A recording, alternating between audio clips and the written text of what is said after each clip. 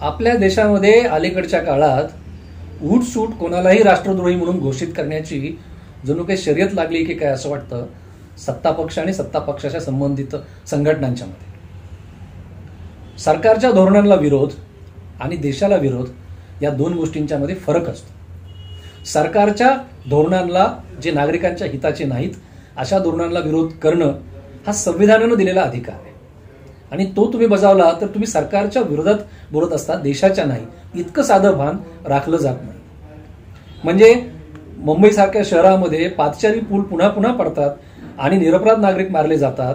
त्यामुळे तुम्ही सरकारनं हे पूल दुरुस्ती करण्यासाठी आधी खर्च करा, बुलेट ट्रेनचं आपण नंतर बघूया असं म्हणलं तरी त्याला राष्ट्रद्रोही म्हणलं जातंय सोशल मीडियावरती आणि इतरत्र. किंवा माझ्या माहितीतला एक रघुनाथ ससाने नावाचा शेतकरी स्टेट बँकेचं त्यानं 16,000 रुपयाचं कर्ज घेतलं होतं. ते थकीत झाल्यामुळं नोटीस गेली आणि त्यानं आत्महत्या केली. एका बाजूला शेतकरी 16,000 रुपयाच्या कर्जासाठी आत्महत्या करतो आणि विजय मल्ल्याला मात्र जवळपास 9,000 कोटी रुपयाचं कर्ज बुडवून पळून जाऊ दिलं जातं. हा प्रश्न उपस्थित केला तरी तुम्ही राष्ट्रद्रोही ठरता.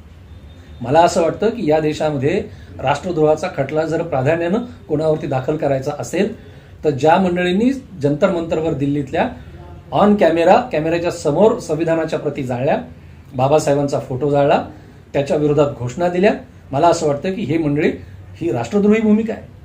परंतु त्यांच्यावर अजूनही तशा पद्धतीचा खटला दाखल झालेला नाहीये.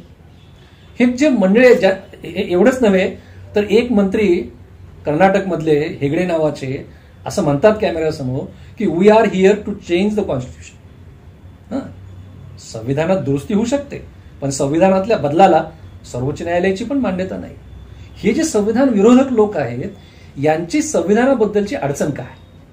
खरं म्हणजे संविधानानं नागरिकांना जे अनेक अधिकार दिलेले आहेत तेच अधिकार या संविधान विरोधकांनाही दिलेले आहेत.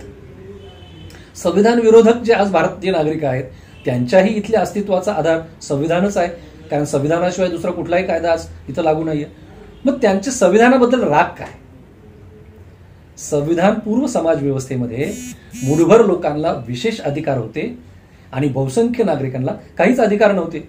संविधानाने एक अशी क्रांती घडवली की मुठभर लोकांचे विशेष अधिकार काढून घेतले आणि सर्वांना बरोबरीला आणून बसवलं. माझ्यासारख्या व्यक्तीला सर्वांना बरोबरीच्या रांगेत आणून बसवलं याच्यात अभिमान वाटतो. पण बऱ्याच संविधान विरोधकांची अडचणच ही आहे की संविधानानं आम्हाला सर्वांच्या बरोबर एका रांगेत आणून बसवलं. मला वाटतं संविधान सर्वांसाठी आहे. एका वाक्यात संविधानाबद्दल जर बोलायचं असेल तर मी नेहमी सांगतो की भारताचं संविधान म्हणजे सर्व जाती धर्माच्या स्त्री पुरुषांना सन्मानाची हमी आणि विकासाची संधी देणारं भारतीय संविधान आहे.